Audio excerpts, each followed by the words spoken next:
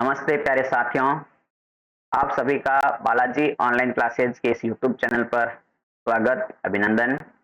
प्यारे साथियों, अपन बात करते हैं इस क्लास के अंदर सीईटी तथा पशु परिसर की भर्ती जो है 2023 में एग्जाम होने वाले हैं। उस एग्जाम में जो अपना आता है टॉपिक जनरल साइंस यानी कि सामान्य विज्ञान, और सामान्य विज्ञान के अंदर अपना जो टॉपिक चल रहा है उसके अंदर बात करते हैं अपन मानव पोषण की। और मानव पोषण के अंदर अपन पढ़ रहे हैं पोषक तत्व। अपन क्या पढ़ रहे हैं? तो अपन पढ़ रहे हैं पोषक तत्व। और पोषक तत्व के अंदर अपने क्लास नंबर 1 में पढ़ा, 1 नंबर क्लास थी उसमें अपने पढ़ा था कार्बोहाइड्रेट। क्या पढ़ा था? कार्बोहाइड्रेट पढ़ा था। आज अपनी क्लास नंबर ये 2 नंबर क्लास है।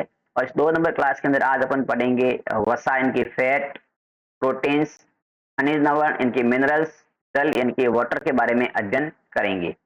तो क्लास शुरू करने से पहले आपसे छोटी सी रिक्वेस्ट है कि आप पूरी पूरी क्लास को अटेंड करें, नोट्स बनाते रहें और मोबाइल को फुल स्क्रीन करके आप क्लास को देखें ताकि आपको जो कंटेंट है वो साफ साफ नजर आ सके। तो चलिए शुरू करते हैं आज की क्लास बिना देरी किए। सबसे पहले देखिए अपन बात करते हैं वसा के बारे में। इनकी वसा, वसा क्या है तो इसे कहते हैं इंग्लिश में कहते हैं फैट। तो ये देखिए वसा एक प्रकार का चिकनाई वाला पदार्थ होता है और ये हमारे शरीर को क्रियाशील बनाए रखने में सहायक सहयोग करता है। क्या करता है? वसा इनके हमारे शरीर में एक प्रकार का चिकनाई वाला पदार्थ जो हमारे शरीर को एक्टिव, क्रियाशील का मतलब है एक्टिव बना करके रखता है, उसे हम वसा कहते हैं। ये हमारे शरीर के लिए बहुत ही उपयोगी होता है, लेकिन अधिक मात्रा में अगर इसका सेवन किया जाएगा तो ये हमारे शरीर के लिए हानिकारक भी होता है। कि फैट है, वसा है, हमारे शरीर के लिए उपयोगी है, लेकिन अगर इसका सेवन हम अधिक मात्रा में करेंगे तो हानिकारक भी हो सकता है।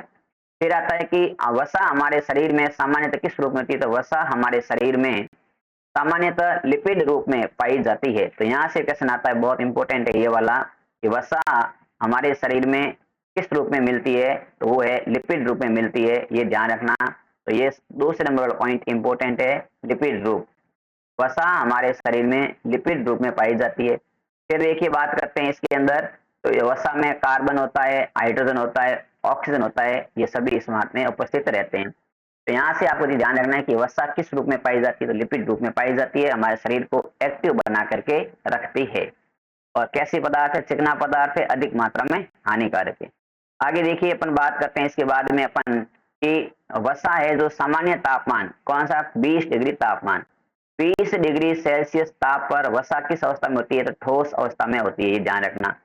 फिर आता है कि परंतु अगर इसी तापमान पर यह वसा अगर द्रव अवस्था में आ जाती है तो मुझे वसा नहीं, फिर उसे हम क्या कहते हैं? तेल या ऑयल कहते हैं। एक वैक्स व्यक्ति होता है, इनके एक स्वस्थ आदमी हो, व्यक्ति, स्वस्थ आदमी, वैक्स व्यक्ति का मतलब जवान व्यक्ति होता है। उस जवान व्यक्ति को 20 से लेकर के 30% ऊर्जा होती है वो वसा से प्राप्त होती है। फिर आता है कि नोट लगा के मैंने लिखा है, स्पेशल है यहाँ पर, ये ध्यान रखें कि 1 ग्राम वसा में 9.3 किलो कैलोरी ऊर्जा होती है। अब देखिए बात करते हैं, तो सबसे इंपॉर्टेंट है आपके ये नोट वाला पॉइंट, वेरी इंपॉर्टेंट है, आपको यहाँ से ध्यान रखना है। काफी बार एग्जाम में आता है कि 1 ग्राम फैट में कितनी ऊर्जा होती है? तो होती है 9.3 किलो कैलोरी। एक आपको ध्यान रखना है कि 20 डिग्री तापमान पर वसा कौन सी अवस्था में पाई जाती है? पाई जाती है ठोस अवस्था में पाई जाती है। और एक वयस्क व्यक्ति को 20 से 30% ऊर्जा किससे मिलती है? तो वसा से मिलती है। 3 पॉइंट है यहाँ से ध्यान रखने, एग्जाम के अंदर तीनों इंपॉर्टेंट है, लेकिन 1 ग्राम वसा वाला वेरी वेरी इंपॉर्टेंट, ये ध्यान रखें। इसके बाद देखिए अपन बात करते हैं वसा के प्रमुख स्रोतों की, कि वसा कहाँ से मिलती है। देखिए काफी बार एग्जाम में आता है कि निम्न में से वसा के कौन से स्रोत है या नहीं है? तो मक्खन है, घी है, दूध है, पनीर है, अंडे की जर्दी, इनके अंडे के अंदर का जो पीला पदार्थ होता है, मांस है, तेल है, ये सभी के सभी वसा के स्रोत है। जो चिकने पदार्थ होते हैं वो वसा के ज्यादा स्रोत माने जाते हैं। अब देखिए साथियों, मैं इस क्लास के अंदर ज्यादा अनर्गल बात नहीं करता हूँ, पॉइंट टू पॉइंट में बात करते हैं। और मैं बिल्कुल नोट्स तैयार करके रखते हैं आपके लिए, स्लाइड तैयार करता हूँ, खुद के सेल्फ नोट्स लिखता हूँ। और ज्यादा बातें नहीं करके, छोटा प्लेटफॉर्म है लेकिन कंटेंट अच्छा देने का प्रयास करते हैं, तो आप विश्वास के साथ जुड़े हैं तो पूरा पढ़ना समझना। तो यहाँ से जो भी बात बताई जा रही है वो आपके एग्जाम की दृष्टि से इंपॉर्टेंट है, क्वेश्चन सीधे एग्जाम में यहीं से बनते हैं, सीधे सीधे पूछे जाते हैं। तो वसा के स्रोत की बात की अपने, तो मक्खन, घी, दूध, पनीर वगैरह, मांस, तेल है, इनके चिकने पदार्थ वसा के स्रोत होते हैं। फिर अगला टॉपिक अपना है कि वसा के कितने प्रकार होते हैं। वसा 3 प्रकार की होती है, संतृप्त वसा होती है, दूसरी का नाम है असंतृप्त वसा और तीसरी का नाम है ट्रांसफेट वसा। अब देखो संतृप्त वसा क्या है, असंतृप्त वसा क्या है और ट्रांसफेट वसा क्या है। ट्रांसफेट इनकी एक स्थान से दूसरा बदलने वाली वसा कौन सी होती है, सबके बारे में अपन बात करते हैं। कौन सी उपयोगी है, कौन सी अनुपयोगी है, सबके बारे में बात करते हैं। तो देखिए सबसे पहले अपन पढ़ते हैं संतृप्त वसा। संतृप्त वसा की बात करें तो ये हमारे शरीर में क्या करती है, जो कोलेस्ट्रॉल होता है हमारे रक्त के अंदर, हमारे रक्त में पाया जाता है कोलेस्ट्रॉल, इस कोलेस्ट्रॉल के स्तर को बढ़ाती है। कौन सी वसा बढ़ाती है, तो ध्यान रखना संतृप्त वसा होती है जो हमारे शरीर में कोलेस्ट्रॉल को बढ़ाती है। और इस प्रकार के वसा का अगर हम सेवन करेंगे तो कोलेस्ट्रॉल बढ़ जाएगा। इस प्रकार की वसा का सेवन है क्या करना चाहिए, हमें कम करना चाहिए। संतृप्त वसा कौन सी होती है, जैसे मक्खन है, ज्यादा मात्रा मक्खन नहीं खाना चाहिए, पनीर है, मांस है, घी है, डालडा है, ये अतिरिक्त अधिक मात्रा में खाने पर हमें हानि पहुंचाते हैं, क्योंकि इससे हमारे शरीर का बढ़ता है कोलेस्ट्रॉल, और कोलेस्ट्रॉल बढ़ेगा तो हमारे रक्त हो जाएगा गाढ़ा, और रक्त गाढ़ा पड़ेगा, गाढ़ा बन जाएगा तो प्रभाव होगा रक्त का चलने में, तो दिक्कत होगी, जिससे दिल का दौरा पड़ सकता है, हार्ट अटैक जैसी समस्याएं आ सकती है। संतृप्त वसा हमारे शरीर में उपयोगी नहीं है, कम उपयोगी है, और कम मात्रा में संतुलित मात्रा में सेवन करना चाहिए, क्योंकि ये कोलेस्ट्रॉल के स्तर को बढ़ा देती है। इसके बाद देखिए बात करते हैं अपन नंबर 2 असंतृप्त वसा की। तो असंतृप्त वसा हमारे स्वास्थ्य के लिए अच्छी है। कैसी है, ये हमारे स्वास्थ्य के लिए लाभदायक है। ये हमारे शरीर में जो रक्त होता है इसका कोलेस्ट्रॉल को कम करती है। जैसे मूंगफली का तेल है, सोयाबीन का तेल है, जैतून का तेल है, सूरजमुखी का तेल है, काजू है, बादाम है, ये क्या है, ये असंतृप्त वसा के एग्जाम्पल है। और इस असंतृप्त वसा को हम हमारे स्वास्थ्य के लिए अच्छे मानते हैं, और इससे कोलेस्ट्रॉल का स्तर कम होता है, तो ये भी ध्यान रखना। जैसे देखो हम जो भी भोजन करते हैं उसमें पौष्टिक पदार्थों का एक संतुलन होता है, उसी मात्रा में उसको सेवन करना होता है। लेकिन यहाँ अपन बात करते हैं संतृप्त और असंतृप्त में, तो हमें असंतृप्त वसा स्वास्थ्य के लिए अच्छी मानी जाती है। इसके बाद अपनी तीसरी आती है ट्रांसफेट वसा। ट्रांसफेट का मतलब है इसे खाने से हानिकारक कोलेस्ट्रॉल बढ़ता है, और स्वास्थ्यवर्धक जो कोलेस्ट्रॉल होता है वो घट जाता है।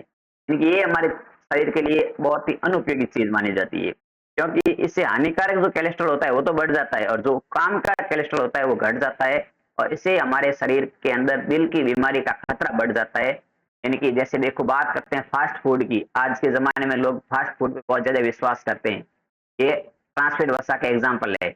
पिज्जा है, बर्गर है, चाउमीन है, कुरकुरे हैं आदि जो हम खाते हैं, ये सब ट्रांसफेट वसा के एग्जाम्पल है, और लोग आजकल इसको ज्यादा पसंद करते हैं, लेकिन हमारे शरीर के लिए बहुत ही हानिकारक है, इसका सेवन बिल्कुल नहीं करना चाहिए। वेरी वेरी इंपॉर्टेंट है, ट्रांसफेट वसा हमारे शरीर के लिए बिल्कुल उपयोगी नहीं है, क्योंकि यहाँ से दिल की बीमारी से संबंधित खतरा है वो इस वसा से ज्यादा बढ़ता है। एग्जाम में आ सकता है कि कौन सी वसा या वसा के किस प्रकार से दिल की बीमारी यानी कि हार्ट का जो बीमारी है उसका खतरा अधिक बढ़ता है, वह ट्रांसफेट। ठीक है, फिर अब देखो अगला इंपॉर्टेंट फैक्ट है, यहाँ से क्वेश्चन एग्जाम में पूछा जाता है, ये ध्यान रखना। इस स्लाइड में आता है वसा के कार्य, काफी बार आता है कि निम्न में से वसा के कार्य है या नहीं है। तो देखो वसा हमारे शरीर में ऊर्जा को संग्रहित करती है, एनर्जी को स्टोर करती है।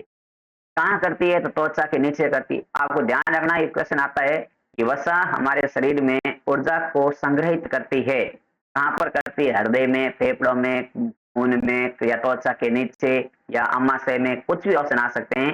तो ध्यान रखना, वसा हमारे शरीर में एनर्जी को स्टोर करती है, कहाँ पे करती है, तो त्वचा के नीचे स्टोर करती है, पहला कार्य हो गया।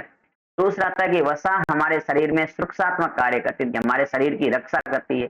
तीसरा आता है कि हमारे शरीर के जो आंतरिक अंग है उस आंतरिक अंगों को बाहरी आघातों से बचाती है। जैसे कि हमारे शरीर के अंदर जो आंतरिक नाजुक कमजोर तो बहुत ही सेंसिटिव अंग होते हैं, जैसे फेफड़े, लीवर, गुर्दा वगैरह, सब उन सब की रक्षा करती है वसा। फिर हमारे शरीर का तापमान होता है, तापमान का नियंत्रण भी करती है वसा, करती है। वसा के कार्य हो गया, ऊर्जा को संग्रहित करती है, शरीर को सुरक्षा देती है, अंगों की बाहर की रक्षा करती है, और जो आंतरिक अंगों की बाहरी आघात में रक्षा करती है, तापमान का नियंत्रण करती है। चारों पॉइंट ध्यान रखना। ऑप्शन में 4 देता है तो सभी देता है, या कभी 3 देकर के एक अलग दे देता है। तो यहाँ से वेरी वेरी इंपॉर्टेंट है कि वसा है उसके कार्य क्या है। अब देखो एक यहाँ पर मैंने इंपॉर्टेंट फैक्ट लिखा है, अलग से मैं नोट लगा के लिख देता हूँ। तो ध्यान रखना, ऊंट होता है, ऊंट का जो कुबड़ होता है, उस कुबड़ में वसा पाई जाती है। और ऊँट बिना खाने पीने कई दिनों तक रह जाता है पानी पिए बिना, क्योंकि उसके कुबड़ से जो स्टोर होता है, वो कुबड़ में वसा होती है, उसका उपयोग करता रहता है। अगला देखो, वसा के बाद अपना टॉपिक आता है, वो अपना आता है प्रोटीन। वसा अपने डिस्कस की, अब अपन डिस्कस करते हैं प्रोटीन को। तो प्रोटीन क्या है? तो प्रोटीन एक प्रकार का जटिल कार्बनिक पदार्थ है। प्रोटीन क्या है? प्रोटीन एक प्रकार का जटिल कार्बनिक पदार्थ है। इसका गठन है वो कार्बन से, हाइड्रोजन से और ऑक्सीजन तथा नाइट्रोजन के तत्वों से मिलकर के होता है। प्रोटीन हमारे शरीर की वृद्धि और अंगों की मरम्मत के लिए बहुत ही आवश्यक है। यह क्या काम करता है? यहाँ से ध्यान रखना, प्रोटीन शरीर की वृद्धि भी करता है और हमारे शरीर में जो अंग होते हैं उसकी मरम्मत भी करने का कार्य करता है। और हमारे शरीर को कुल 20 प्रकार के प्रोटीनों की आवश्यकता होती है, जिसमें से 10 होते हैं अमीनो अम्ल जो भोजन के साथ होते हैं, और 10 होते हैं अनावश्यक अमीनो अम्ल जो हमारे शरीर में बनते रहते हैं। अब देखिए, बात करते हैं प्रोटीनों के बारे में। तो विशेष ध्यान रखना, अमीनो अम्ल होते हैं, ये अमीनो अम्ल एक बंध द्वारा जुड़े होते हैं। जिस बंध द्वारा ये जुड़ करके प्रोटीन का निर्माण करते हैं, उस बंध का नाम क्या है? तो उस बॉन्ड का नाम है पेप्टाइड बॉन्ड, यानी पेप्टाइड बंध। ध्यान रखना कि पेप्टाइड बंध किसे कहते हैं, तो आपको यहाँ से वेरी वेरी इंपॉर्टेंट है, अमीनो अम्ल जिस बंध द्वारा जुड़ करके प्रोटीन का निर्माण करते हैं, उस बॉन्ड का नाम है पेप्टाइड बंध, पेप्टाइड बॉन्ड। इंग्लिश में कहते हैं पेप्टाइड बॉन्ड, हिंदी में होता है पेप्टाइड बंध। अब ध्यान रखना, जो प्रोटीन है, ये प्रोटीन हमारे शरीर के अंदर लगभग 15 से 17% भाग प्रोटीन का बना होता है। हमारे शरीर के अंदर 15 से लेकर के 17% भाग प्रोटीन का होता है।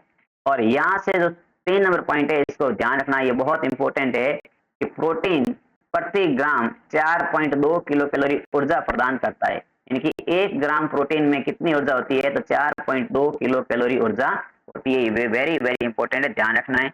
प्रोटीन के स्रोत की बात करें तो प्रोटीन दूध से, पनीर से, दालों से, मांस से, मछली से, अंडे से प्राप्त होता है। तो काफी इंपॉर्टेंट है। यहाँ से पेप्टाइड बॉन्ड क्या चीज है, ध्यान रखना है। प्रोटीन कितने, शरीर का कौन कितना भाग प्रोटीन का होता है, 1 ग्राम प्रोटीन में कितनी ऊर्जा मिलती है। इसके बाद देखिए, बात करते हैं प्रोटीन की प्राप्ति, कि प्रोटीन कहाँ कहाँ से मिलता है, या प्रोटीन कहाँ कहाँ पर कौन सा प्रोटीन पाया जाता है। तो इस स्लाइड से एग्जाम में क्वेश्चन, बहुत इंपॉर्टेंट क्वेश्चन पूछे जाते हैं। तो सबसे पहले देखो, हमारे शरीर में बात करते हैं इंपॉर्टेंट प्रोटीन की। शरीर में सबसे पहले बात करते हैं रक्त की। तो रक्त में 3 प्रोटीन होते हैं, हीमोग्लोबिन, फाइब्रिनोजन और प्रोथ्रोम्बिन। हीमोग्लोबिन, फाइब्रिनोजन और प्रोथ्रोम्बिन, ये 3 प्रोटीन होते हैं, हमारे रक्त में पाए जाते हैं। तो रक्त में कौन से प्रोटीन होते हैं? हीमोग्लोबिन, फाइब्रिनोजन और प्रोथ्रोम्बिन, ये 3 होते हैं, हमारे रक्त में पाए जाते हैं। फिर आता है कि हमारे शरीर की जो हड्डियां हैं, इस हड्डियों में कौन सा प्रोटीन होता है? इसमें होता है कोलेजन प्रोटीन। कौन सा होता है? Collagen protein. और ये कोलेजन प्रोटीन क्या करता है? हमारे शरीर में सर्वाधिक मात्रा में पाया जाने वाला प्रोटीन है कोलेजन प्रोटीन। तो विशेष ध्यान रखें, शरीर के अंदर सर्वाधिक मात्रा में कौन सा प्रोटीन होता है? तो कोलेजन प्रोटीन होता है। इसके बाद ध्यान रखना है, मांसपेशी में, हमारे शरीर के अंदर जो मांसपेशी होती है, यहाँ 2 प्रोटीन पाए जाते हैं। एक है एक्टिन प्रोटीन और दूसरे का नाम है मायोसिन प्रोटीन। मांसपेशी में कौन सा होता है? एक्टिन और मायोसिन, 2 प्रोटीन मांसपेशी में पाए जाते हैं। फिर देखो, भोजन में बात करते हैं, तो भोजन में जैसे गेहूं है, तो गेहूं में होता है ग्लूटिन, ग्लूटिन या ग्लूटिन कहते हैं, ग्लूटिन प्रोटीन। गाजर की बात करें तो कैरोटीन। और अंडे के अंदर देखिए सफेद भाग होता है, उसमें होता है एल्ब्यूमिन। और जो अंडे का पीला भाग होता है, उसमें होता है विटेलिन प्रोटीन होता है। ये ध्यान रखना, अंडे के 2 भाग होते हैं, सफेद रंग के कवर वाले भाग में एल्ब्यूमिन और अंदर पीला भाग होता है, इसके अंदर होते हैं विटेलिन प्रोटीन होता है। गाजर का इंपॉर्टेंट है, गाजर में काफी पूछा जाता है, कैरोटीन। गेहूं में ग्लूटेन। फिर देखो, दूध में पूछा जाता है, दूध में कौन सा प्रोटीन? तो कैसिन प्रोटीन। दूध में कैसा प्रोटीन? तो कैसिन प्रोटीन होता है। और देखो, बाल है हमारे, नाखून है, सारे पशुओं के सींग होते हैं, खुर होते हैं, इसमें एक प्रोटीन पाया जाता है जिसका नाम है अल्फा प्रोटीन। तो वेरी वेरी इंपॉर्टेंट है ये नोट, अल्फा प्रोटीन कहाँ पाया जाता है? बाल, नाखून, पशुओं के सींग, खुर में कौन सा प्रोटीन होता है? तो आप बताएंगे अल्फा प्रोटीन होता है। क्लियर यहाँ तक? इसके बाद देखिए, बात करते हैं इसके बाद में कि प्रोटीन की कमी से कौन से रोग होते हैं। तो प्रोटीन की कमी से होने वाले रोग, तो साथियों प्रोटीन की कमी से होते हैं 2 रोग। कितने रोग होते हैं? 2 रोग होते हैं। कौन सा? पहला होता है क्वाशियोक्योर और दूसरा होता है मेरेस्म रोग। अब देखो, क्वाशियोक्योर रोग तो होता है बच्चों में। इससे क्या होता है? बच्चे का शारीरिक और मानसिक विकास रुक जाता है, बिल्कुल हाथ पैर सूख जाते हैं, पेट फूल जाता है। बच्चे का शरीर होता है वो सूख जाता है, हाथ पैर बिल्कुल सूख जाते हैं और पेट बिल्कुल फूल जाता है। और उसका शारीरिक मानसिक विकास रुक जाता है। तो ये क्वाशियोक्योर नाम याद रखें। क्वाशियोक्योर रोग बच्चों में होता है और हाथ पैर सूख जाते हैं और पेट फूल जाता है, मानसिक शारीरिक विकास सब कुछ रुक जाता है।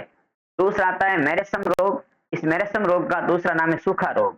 ये वयस्क में भी होता है, बच्चों में भी होता है। इससे क्या होता है, शरीर सूख जाता है और वजन में क्या आती है, कमी आती है। तो मेरेस्म रोग का ये लक्षण है। तो आपको ध्यान रखना है प्रोटीन की कमी से कौन से रोग होते हैं, यहाँ से सवाल एग्जाम में पूछे जाते हैं। या बच्चों में कौन सा रोग होता है, वयस्क में कौन सा रोग होता है, दोनों ध्यान रखें। इसके लक्षण क्या है वो भी ध्यान रखें। वेरी इंपॉर्टेंट स्लाइड है, यहाँ से क्वेश्चन आते हैं एग्जाम के अंदर। इसके बाद देखिए अपन प्रोटीन के बाद बात करते हैं, अपन तीसरा पॉइंट है अपना खनिज लवण।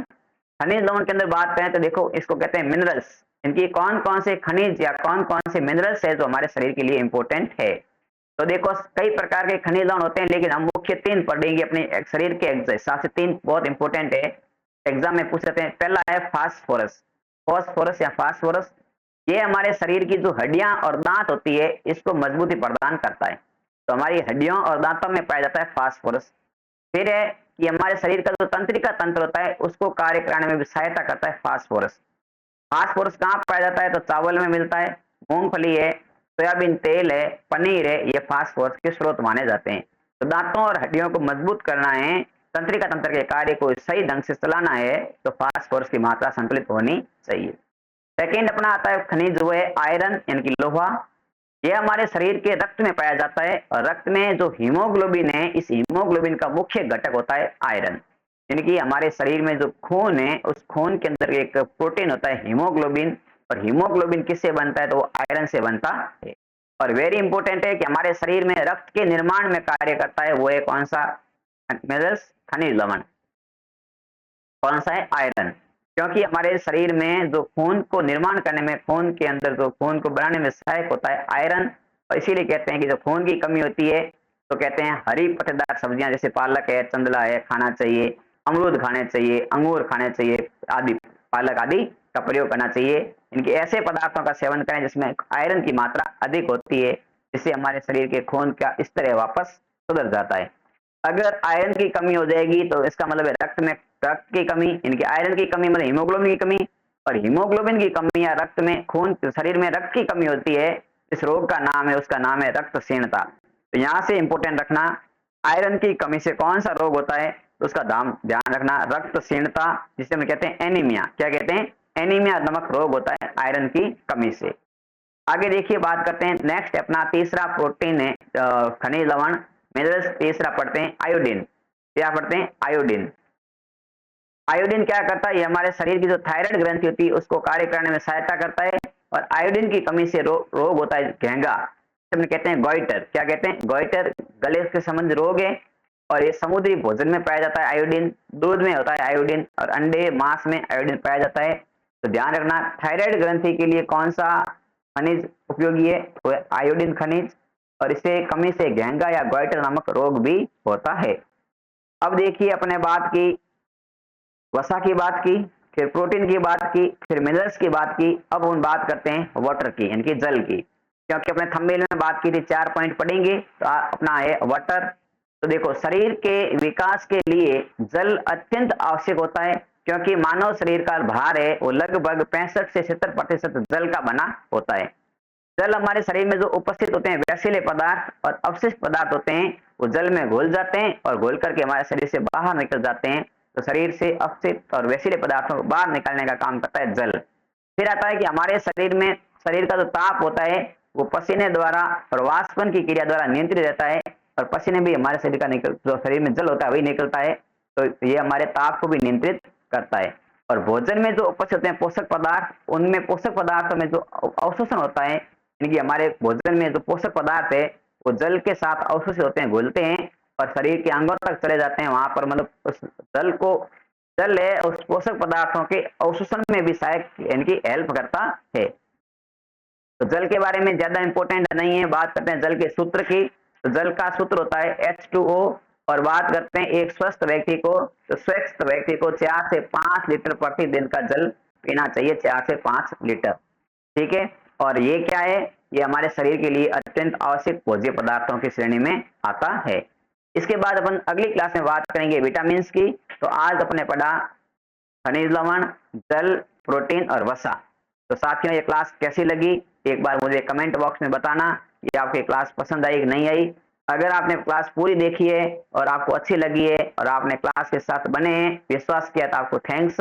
अगर अच्छी लगी तो लाइक तो आपने किया ही होगा, नहीं किया तो कर दीजिए। और अपने मित्रों तक इस क्लास को शेयर करके भी आप बता सकते हैं कि यहाँ से जो कंटेंट मिलता है वो अच्छा कंटेंट मिलता है। प्लेटफॉर्म छोटा है लेकिन कंटेंट अच्छा दिया जाता है। और साथ ही साथ आपने अभी तक हमारे इस चैनल को अपने सब्सक्राइब नहीं किया है तो इस चैनल को सब्सक्राइब कर दें और बेल आइकन को प्रेस करें, ताकि यहाँ से जैसे ही हम कोई भी वीडियो डालते हैं तो उसका नोटिफिकेशन आपको मिल सके। और ऐसे ही कंटेंट प्राप्त करने के लिए आप हमारे साथ जुड़े हैं, विश्वास से जुड़े रहिए। अभी हम इस क्लास को यहीं विराम देते हैं। जय हिंद, जय भारत।